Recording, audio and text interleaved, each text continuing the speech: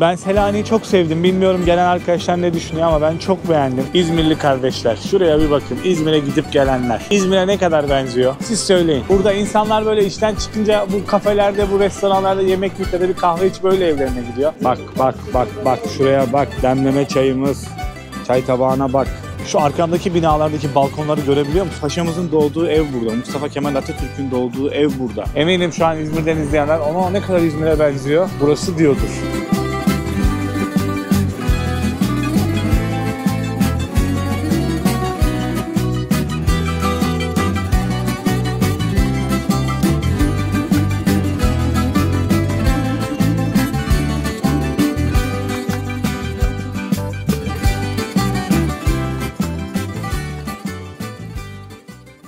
Türkiye'nin lider su arıtma markası Aura Sebilon Unique sunar. Ya Yunanistan'a geldim. Daha Yunanistan'ın ilk videosunda dedim ki size sadece Batı Trakya bölgesini gezebilirim. Belki Selanik'e uğramayabilirim dedim ama bir şekilde vakit yarattım. Çünkü paşamızın doğduğu ev burada. Mustafa Kemal Atatürk'ün doğduğu ev burada. Onu ziyaret etmek istedim. Bir şekilde Selanik'i görmek, gezmek, işte Mustafa Kemal Atatürk'ün koştuğu yerleri görmek, doğduğu yeri görmek istedim ama ne yazık ki arkadaşlar. Görüyorum, görmüyor değilim. Yine buradayım. Doğduğu o atmosferin içindeyim ama ev tadilatta. Aralık 2024 ayında tadilata girmiş ve ne zaman açılacağı belli değil. Geleceğiniz zaman mutlaka Google'a yazın. Açık mı değil mi bir bakın. Çünkü şu anda geçici olarak kapalı yazıyor. Ben bakmadım ama olsun. Geldim. Paşamızın Mustafa Kemal Atatürk'ün doğduğu evin etrafındayım. İçeride babası Ali Rıza Efendi'nin diktiği bir ağaç da var. Bahçede. Onu da görmek istiyordum. İşte doğduğu odayı, yani oturduğu odayı, burada vakit geçirdiği alanları görmek istiyordum evin içerisinde ama olmadı ne yazık ki. Sağlık olsun. Selanik'teyiz. Yunanistan'ın 5. videosuyla karşınızdayım arkadaşlar.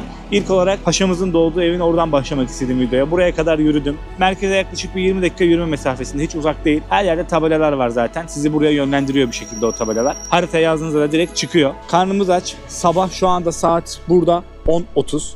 Bir kahvaltı yapalım. Hem bu atamızın evinin etrafındaki bir mekanları göstereyim size. Çünkü çok Türk geldiği için artık Türkçe şeyler yazmışlar, metinler yazmışlar. Çay, demleme çay, börek. Demleme çay ben burada hiç bulamamıştım biliyorsunuz. Yani Yunanistan sınırında bile bulamamıştım. O Batı Trakya bölgesinde, Dede Ağaç'ta, Gümülcine'de falan. Burada var. Yiyelim börek yiyelim, çay içelim, demleme çay. Burası Mustafa Kemal Atatürk'ün doğduğu, büyüdüğü ev arkadaşlar. Şöyle göstereyim ben size. Tadilatta hemen zaten yan tarafı da elçilik. Buraya yazmışlar zaten işte börek, Türk kahvesi, demleme çay, tost. Atamın eviyle doğduğu yerle karşılıklı bir şekilde börek yiyip çay içeceğim.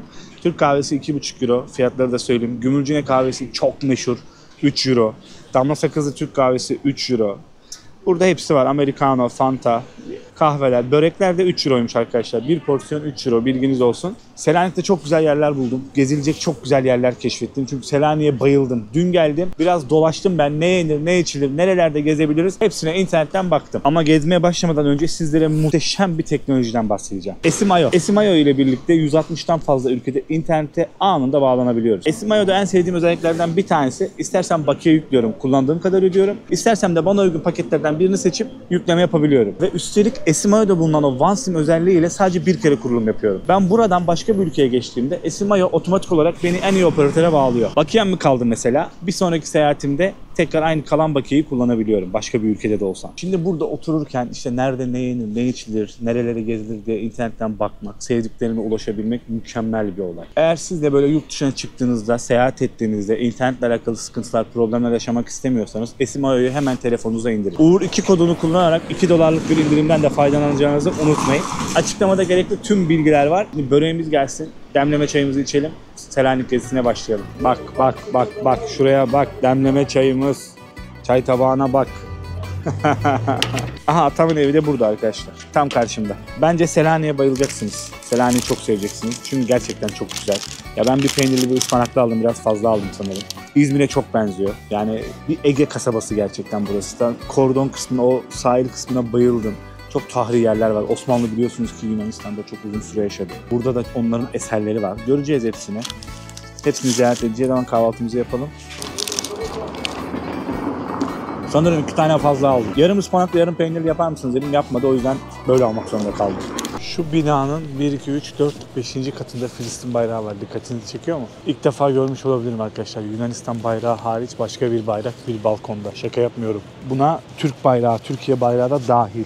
ilk defa farklı bir bayrak gördüm balkonda Yunanistan'da. O kadar o Batı Trakya bölgesini gezdik. Türklerin yoğun yaşadığı bölgeleri gezdik ama bir tane bile bayrak görmedim.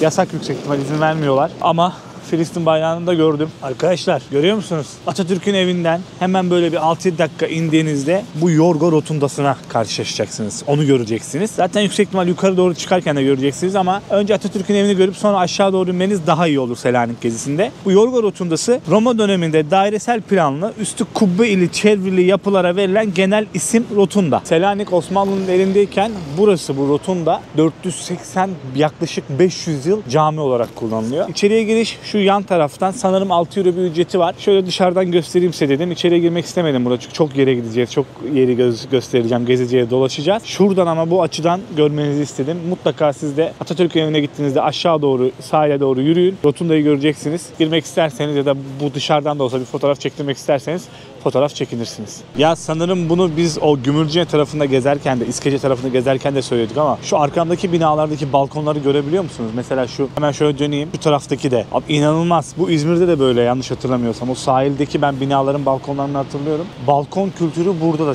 çok fazla. İnsanlar her balkonda da hemen hemen masa ve sandalye görüyorum. İnsanlar oturup sohbetini, yani muhabbetini yapabiliyor herhalde balkonda. Yani vakit geçirmek balkonda keyifli bir şey gerçekten. Bir de böyle bir yerdeyken çok daha keyifli olabilir. Havalar sıcak olduğunda tabii. Denize bakıyor çünkü şu aşağısı deniz arkadaşlar. Göstereyim dedim. Öyle ufak ufak da değil ha. Balkonlar geniş yani. Neyse. Rotunda'dan iniyoruz arkadaşlar. Hemen şuradan iniyoruz. Burada Galerius kemeri var. Selanik'in buluşma noktalarından birisi burası. Bunu da göstereyim size. Hatta eskiden bu rotundayla bu kemer birbirine bağlıymış. Tabii şu anda bu yapı kalmış sadece. Çok üstünde çok güzel görseller var, çizimler var. Yaklaşalım biraz, göstereyim size. Bu arada Selanik yürüme gezebileceğiniz bir nokta. 2 gün bence Selanik için yeterli olabilir. 2 günde rahatlıkla gezip görebilirsiniz. Hatta bir günde de gezebilirsiniz ama kalan bir günde kendinize ayırırsınız arkadaşlar. Ben öyle yaptım. Her yerde kahve içebileceğiniz noktalar var bu arada. Her böyle turistik nokta olsun olmasın, her ara sokakta, herhangi bir caddede kahve içebileceğiniz, oturup böyle soluklanabileceğiniz yerler var. Yunanistan halkı kahveye aşık. İnanılmaz seviyorlar, inanılmaz tüketiyorlar. Her 20 metrede bir kahve dükkanı görebilirsiniz. Yaşlılarda da arkadaşlar o bizdeki kahvehane kültürü var. Ya burada da kahvehanede çok oturuyor, kalkıyor insanlar, yaşlılar. Bu arada Yunanistan'da gördüğüm başka bir şey de sokak hayvanları. Gerçekten var. Çok var. Kedisi köpeği çok fazla arkadaşlar sokakta. Besliyorlardı ama her görmemde her birinin bir yerde kabı maması var. Bakın sahile doğru iniyoruz. Şimdi ben size o Galerius kemerinin devamı da şu aşağıda bir kalıntı var. Oraya gideyim, orada göstereceğim size. Onun aşağısında bir kule var. Beyaz Kule diye geçiyor. Hepsi yürüme mesafesinde. Atatürk evinden dümdüz aşağı doğru iniyorum. Hepsine yürüme mesafesinde ulaşabiliyorum. Ya bu konuda Selanik yürüme, gezilmek için çok güzel. Hatta metro gelmiş yakında buraya. Çok 2 ay mı 3 ay mı ne oldu demişlerdi bana. Metro ulaşalı buraya. Ama her yer turistik noktalarını, yani gezip görmesi gereken her nokta yürüyerek gezebileceğiniz mesafede. Onun bilgisini verebilirim size. Kemerin aşağıdan doğru yürüdüğünüzde başka bir arkeolojik alana geliyorsunuz, böyle geçiyorsunuz önüne. Şimdi böyle aşağı doğru, sahile doğru dümdüz iniyoruz. Dümdüz gidiyoruz.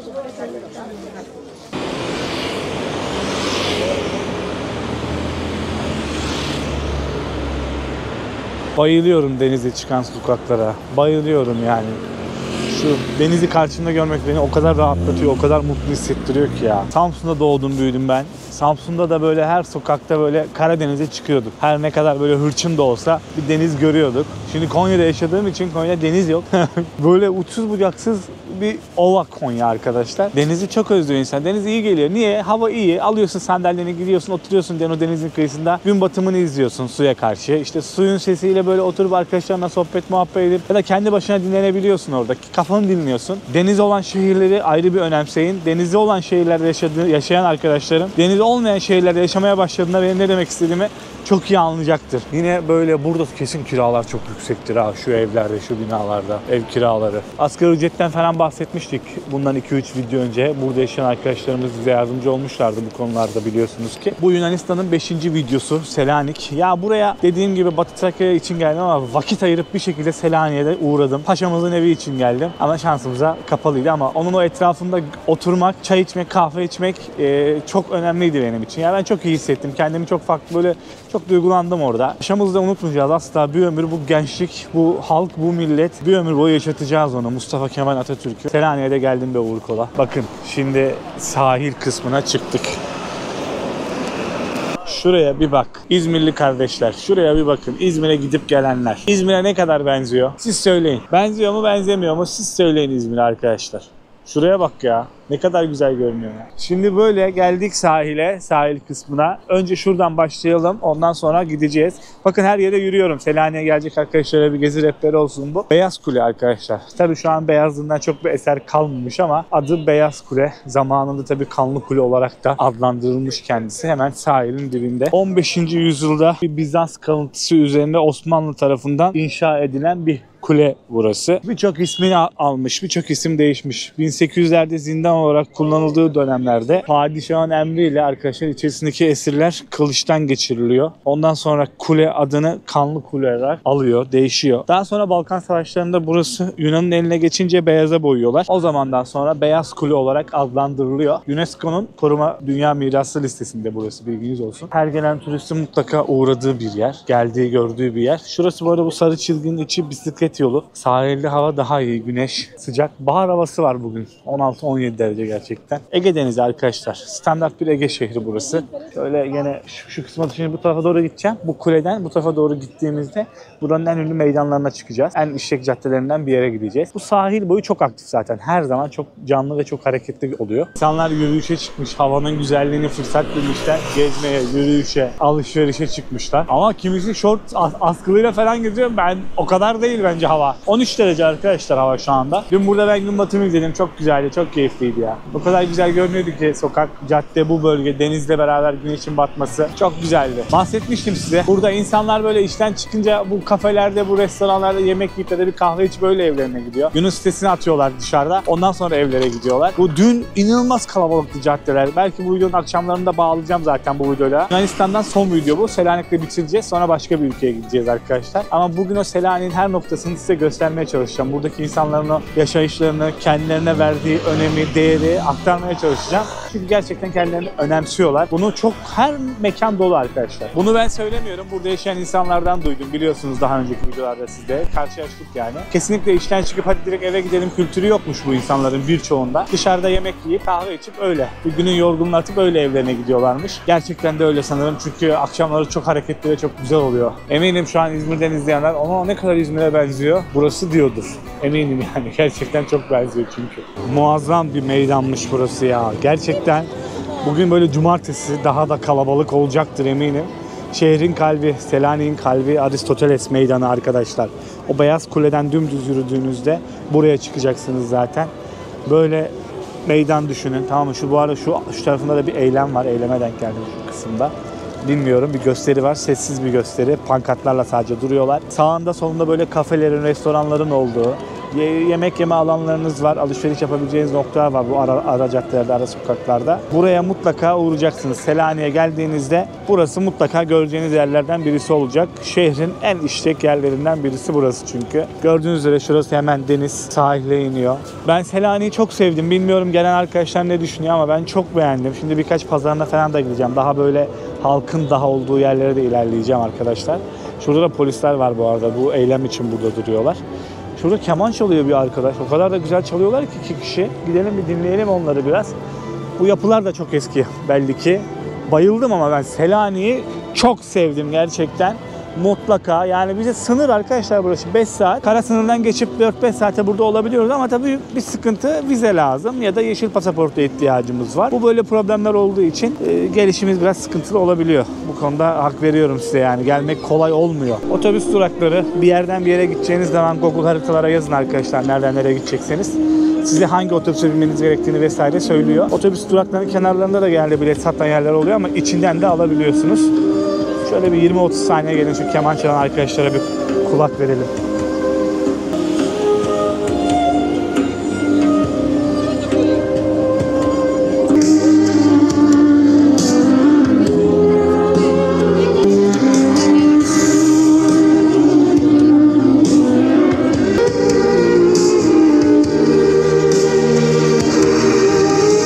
Meydandan böyle yukarı doğru çıkın. Zaten gene aynı böyle devam ediyor. Burada başka bir arkadaşımız kovalarla bir şeyler çalıyor. Çıkın yukarı doğru. Gene böyle güzel binaların etrafından İşlek Cadde'ye doğru ilerliyorsunuz. Hemen burada bu Yunan mutfağından ben yemiştim arkadaşlar. Çok, hatta 3 gün üst üste onu yemiş olabilirim. Bu arada böyle sokakta yatan insanlar da gördüm ben Selanik'te. Diğer bölgelerde görmemişim. Selanik'te gördüm. Çok gördüm hem de. Dilenci de çok gördüm. Sokak satıcısı da çok, bilginiz olsun. Burada başka bir arkadaşlar canlı müzik yapıyor. Ya ne kadar güzel, ne kadar eğlenceli değil mi ya?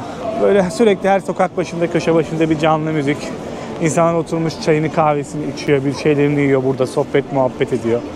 Sosyalleşiyor insanlar. Ne kadar güzel bir durum bu. Böyle bir sonraki seyahatimde de bundan bir sene sonra falan Yunanistan'a geldiğimde mutlaka adalarını ziyaret edeceğim. Çünkü adaları da görülmeyi çok hak eden bir yer ve adalardaki fiyatları falan da merak ediyorum.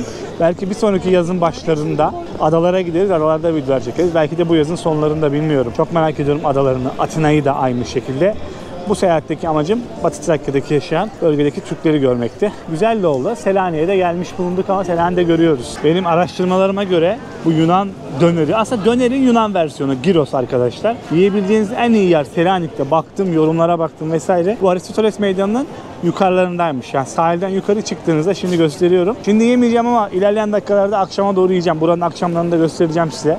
Bu video bütün bir gün, 24 saat Selanik'te bir gün olacak. Şurası arkadaşlar. El Gato Negro diye bir yer sanırım. Burası. Şu, unutmayın bu şemsiyeleri falan. Şöyle bir mekan. En iyi burada yapıyorlarmış. Döneri çok yoğun oluyor, dolu oluyor. Yediğim zaman anlayacaksınız zaten. Göstereceğim size. Bakın şu karşıda da bir eylem. Aa, Filistin bayrakları var. Bir yürüyüş var. Askerler var lan. Ne oluyor lan? Selanik'in de mi karışık gününe denk geldik?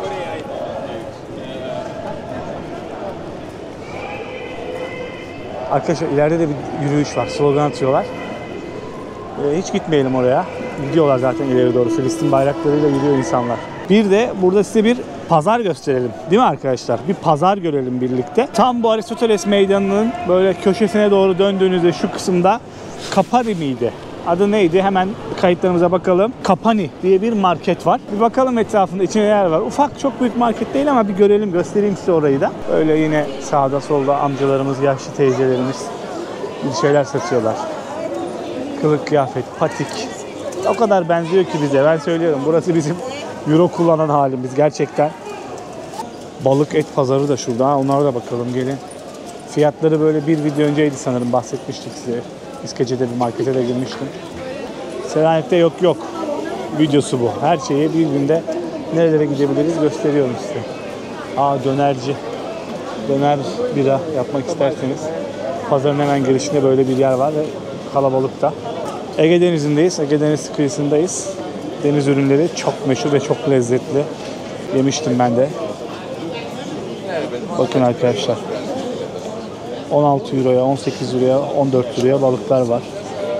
Hamsi bile var ya. Hamsi şu. 8 euro. 12 euroya mürekkep balığı var. Çok deniz ürünleri çok tüketiliyor buralarda. Şimdi hangisi domuz, hangisi şey olduğunu bilmiyorum ama 5,5 euro, 5,80 euro. 1 euro 80 kilosu şu tavuğun. Arkadaşlar. Kapari diye bir market burası da. Bir Yunanistan'da Selanik'te bir market havası almak isterseniz haritaya yazdığınızda çıkacaktır. Buraya da giriş yaparsınız. Görürsünüz burayı da. Demin abi bağırıyordu. Bizdeki sokak pazarına bağırıyor ya esnaflar. Aynı onun gibi. Bak. Diyorum, çok benziyor ya bize. İnanılmaz yani. İnanılmaz. Benim kaldığım yerde hemen bu pazarın şu tarafında bir hostelde kalıyorum. Gümülcü'ye de işte İskece taraflarında, bu Dede Ağaç'ta falan en düşük 45 euro veriyordum. Çünkü hostel yoktu. Otelde kalıyordum. Burada Selanik'te 3 tane hostel var arkadaşlar, göstereceğim. Ama onun da minimum fiyatı 26 eurodan başlıyordu. Benim bu kaldığım 28 euroya denk geliyor ama çok beğendim hosteli ya. Kocaman bir bina, 5 katlı 6 katlı binayı adam hostele çevirmiş. Kimse sahibi artık. Hostele çevirmiş. Muazzam. 26 euro bir para vermek zorunda kaldım. Çarptığınızda maşallah oluyor arkadaşlar. Gerçekten iyi fiyatı oluyor çarptığınızda. Çarpmayın o yüzden. Burası da bir ana cadde düşünün. O pazardan çıktığınızda arabaların geçtiği bir yol burası. O normal binalar var, iş yerleri, iş hanları var. İnsanların gene yaya geçidi kullandığı, dükkanların olduğu, alışveriş yapabileceğiniz yerlerin olduğu bir yer. O Aristoteles Meydanı'nın hemen etrafında, kenarında. Sürekli bir yapı, bak şurada da bir yapı var tadilatta. Osmanlı döneminden kalma bir eser o da. %90. Hemen şu otelimin arkasında da bir yapı var. O da tadilatta. Birçok şeyi tadilata almışlar şu an. Atatürk'ün evi de öyleydi biliyorsunuz ki. O da tadilattaydı. Bu arada polis ve asker çok görmeye başladım. Eylemlerden kaynaklı sanırım. Çok fazla var. Herhalde herhangi bir durum, olumsuz bir şey yaşanmasın diye burada güvenliği sağlıyorlar, bekliyorlar. Şimdi bir başka Osmanlı eseri, Osmanlı Bedesteni'nin oraya geldim.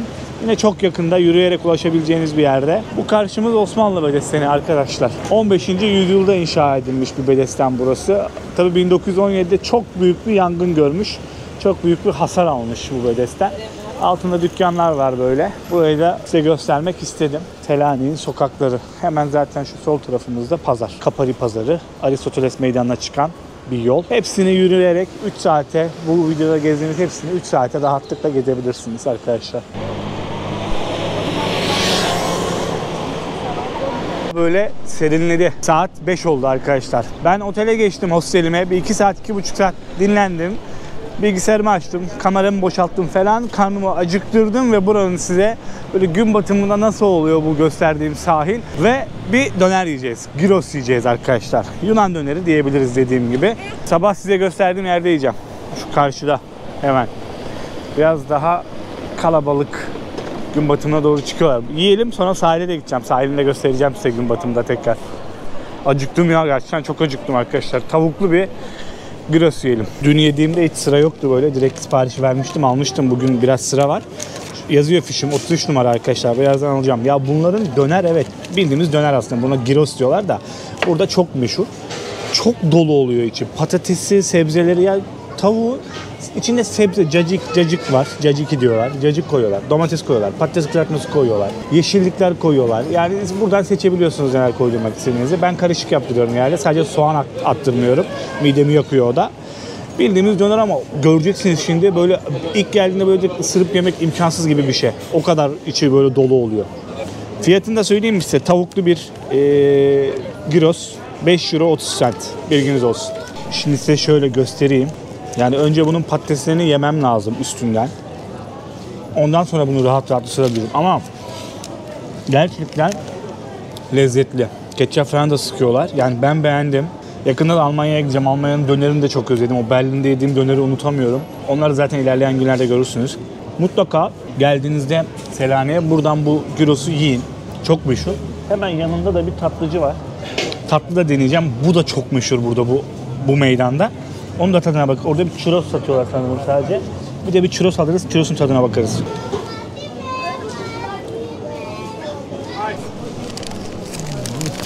Abi imkansız ya. Ay o kadar iyi gitti. O kadar iyi gitti ya. Bugün yediğim dünkünden daha lezzetli geldi. Nedendir bilmiyorum. Bu arada churros denemiyorum ama siz yerseniz o hemen dönercinin yanında çok meşhur bir churrosçu var. Onu da yersiniz arkadaşlar. Çok sıra var önünde. Bir de benim canım çok o yemekten sonra çok churros çekmedi. Yemeden önce çekiyordu da şimdi çekmedi. Size söylemiş olayım ama. Kara kedi. Pişt. Böyle inançlar vardı yani. Saçını tut. Siyah kedi gördün mü saçını tut. Kötü şaftan mı koruyormuş? Neymiş? Biraz daha hareketlenmiş arkadaşlar meydan. Eylem vardı ya, o gitmiş, insanlar buradan ayrılmışlar. Güvercinler burada da. İzmir'i özlemiştim, iyi oldu buraya geldim. Hasret gidermiş oldum sayılır. Uçak da bu arada denize sıfır bir yerde, yer olarak havalimanı. Kalkarken böyle denize doğru kalkıyor. Buradan gideceğim ben de, Selanik'ten ayrılacağım. Ama bu gece de buradayım. Yarın sabah uçağım var. İstanbul'dan Konya aktarmalı. İstanbul aktarmalı Konya. Sabah 9.30'da uçağım var. İyi ki gelmişim Selanik'e ama gelmesem üzülürdüm yani. İyi ki gelip böyle 2 günde olsa vakit geçirmişim yani burada. Benim böyle 3 çocuk ve bir karı koca, işte anne baba bisiklet yolundan bisiklet sürüyorlardı. O kadar hoşuma gitti ki. O kadar mutlu etti ki beni. Yani çok hoşuma gitti ya. Aile saadet. Yunanistan öyle refah seviyesi çok yüksek ülkelerden değil arkadaşlar. Yani Avrupa'da o kadar yüksek refah seviyesi yüksek gerçekten değil ama insanlar bilmiyorum kendilerine önem veriyor, kendilerine değer veriyor. O yüzden kendilerini düşündükleri için böyle aktiviteleri, sosyal aktiviteleri çok yoğun. Türkiye'de de var. Yok değil arkadaşlar kendini düşünen insanlar böyle. Önce kendimiz için yaşamalıyız ama ne yazık ki işte günümüzdeki dünyadaki, hatta sadece Türkiye'de de değil, dünyadaki ekonomik şartlar insanları İş, ev iş yapmak zorunda bırakıyor. Hiç öyle kendime vakit ayırayım. Aman bir çoluğumu alayım, akşam dışarı çıkayım, bir yemek yiyeyim beraber. Zor, çok zor günümüz şartlarında. Yani düşünsenize bir adam bir asgari ücret alıyor ya da hadi bir tık üstüne alıyor diyelim. Çocuğu var diyelim, 2 çocuğu. Hadi birini okutuyor, üniversite okuyor biri. Kirada oturuyor. Kaç kere dışarı çıkarabilecek çoluğunu, çocuğunu, ailesini? Kaç kere dışarıda bir yemek yiyebilecek bir sahil kenarında, deniz kenarında? Yani bu çok mümkün değil ne yazık ki. Böyle durumları düşününce biraz üzülüyorum. Burada da vardır o hayatta yaşayan. Ya burada da vardır eminim böyle şeylere maruz kalan ama yine de insanlar burada bence kendini düşünüyor ya. Kendini çok önemsiyor yani. Bence de olması gereken bu. Önce kendimiz ya. Ne için yaşıyoruz? Kendimiz için yaşıyoruz. Yaşayabilirsek Allah nasip ederse 50-60 sene bir ömür biçilmiş bize. Allah uzun nasip ederse o kadar yaşayacağız, yaşamayacağız yani. Bari o hayatı da güzel, kaliteli yaşamak lazım.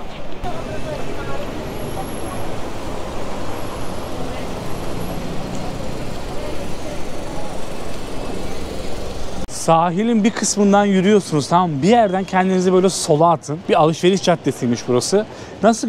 Kolombiya var ya mesela, oraya girdim şimdi. Abi fiyatlar Türkiye'dekinin 1/3. Hele ki indirimli yakaladığınızda bedavaya alma şansınız olabilir yani Kolombiya'yı.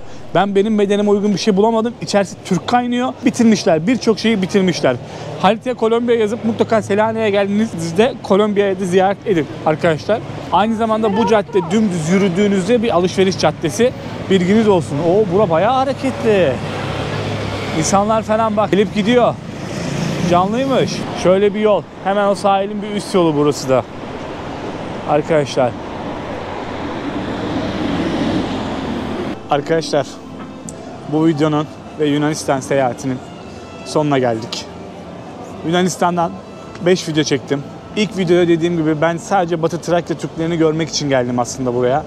Onları ziyaret etmek istedim. Gördüğüm orada Gümülcine şehirlerini, yani sınırları görmek istedim. Böyle çok turistik noktalar değil de orada yaşayan Türklerle böyle sohbet, muhabbet etmek istedim. Hepsini de çok sevdim. Belki ilerleyen zamanlarda tekrar gideriz. Ama kesinlikle Yunanistan'a tekrar geleceğim. Kesinlikle buraları tekrar ziyaret edeceğim. Çünkü çok sevdim. Selanik'i çok sevdim. Atina'yı düşünemiyorum. Atina da benim çok merak ettiğim ülkelerden bir tanesi. Gerçekten çok merak ediyorum Atina'yı. Bakalım bir sonraki ülke neresi olur? Tam bir fikrim yok. Ama Avrupa'da olacağız. Hatta bir dönem Avrupa'da yaşayacağız eşimle biz. Onu ben size aktaracağım. Sanırım hemen bir sonraki videoda aktarıyor olurum onu. Neden Avrupa'da olacağız? 2-3 ay kadar Avrupa'da yaşıyor olacağız. Videoyu beğendiyseniz beğeni tuşuna basmayı, beğenmediyseniz beğenmediğim tuşuna da basmayı unutmayın. Kanala abone olursanız da çok mutlu olurum. Videoya da etkileşim için bu çok önemli. Selanik gezimiz, Yunanistan gezimiz bitiyor. Şimdi hostelime gidip duş alıp yatacağım, dinleneceğim arkadaşlar. Yarın uçağım var. Sabah 5'te kalkıp havalimanına gideceğim ne yazık ki. Selanik'i sevdim. Gelin ziyaret edin. Mutlaka görün buraları. Umarım bir gün bu vize denilen şey de başımızdan kalkar da herkes gönül rahatlığıyla dünyanın her yerine seyahat edebilir. Vize diye bir şey çıkardılar başımıza. Uğraş dur vize almak için, başka ülkelere gidebilmek için uğraş dur. Hadi hoşça kalın. Kendinize iyi bakın. Allah'a emanet olun. Görüşmek üzere. Türkiye'nin lider su arıtma markası Aura Sebilon Unique sundu.